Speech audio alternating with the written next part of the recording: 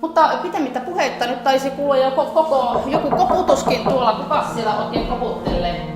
Matti Myöhänen saapuu. No mutta päivää, sieltähän sitä saapuu päätähti. Tervetuloa. No terve.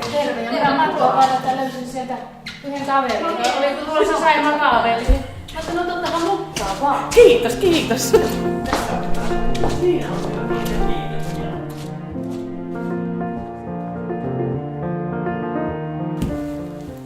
Elikkä tervetuloa teille kaikille tänne. Saimaan Rauha-Marian kuolemasta on kulunut jo 88 vuotta melkein, mutta niin, kuten kuvasta näkyy, niin hän on tehnyt uuden tulemisen. Älä vie minua pois. Olen nukkunut vain. Unissani katsellut elämän kauneutta kylmien kallioiden päältä. Peilannut Saimaan aalloista sydämen tuskani pois. Minä luen. Välistä pysähdyn kyllä hengittämään. Ja silloin muistan sen kaiken. Selailen läpi runojani ja itken. En ole kirjoittanut mitään. Pienen vaivaisen pätkän 3 viikkoa sitten. Ja sitä ennen ei mitään. Hopeinen kuvajainen ja illan kuu näkökenttään asettuu. Viereen kalaparvi kuin veden siimes rantautuu.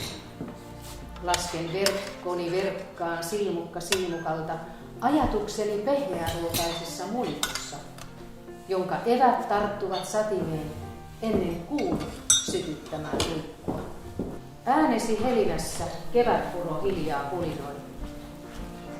Minä ummistan silmäni kaikelle muulle, kun avaan oveni sinusta heijastuvalle ilolle. Mutta pieni peipponen lensi minun ikkunani taa, ja se lauloi hurmaantuneena, ja sen riemua helisi maa. 22-vuotiaan nuoren naisen kuvaus on erilainen. Päiväkirjamerkintä kesällä 1932. Hän on ollut täällä 2 kiihkeää, käsittämätöntä päivää. Voi lyhyttä vaaleaa kesäyötä, joka loppui liian pian. Käsin hartain ruusujen nuppuja kosken. Ne istutti hän, joka kummussa on. Syvä kyynelvuoniin käy yli posken. Kipu jää, mut kevät on kuolematon.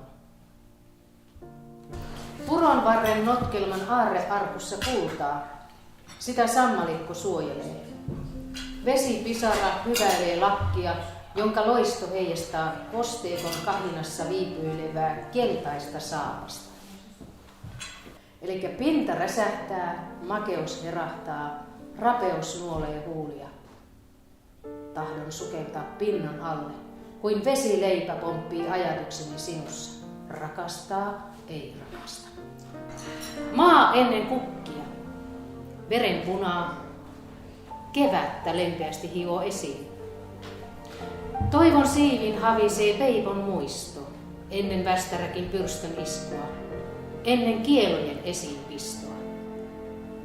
Lempeää, vaaleasti soivaa tyyneyttä, poskikaran kahlausta, riemun aurinkoa, mikä kauniisti ikuisuutta kehystää. Ihana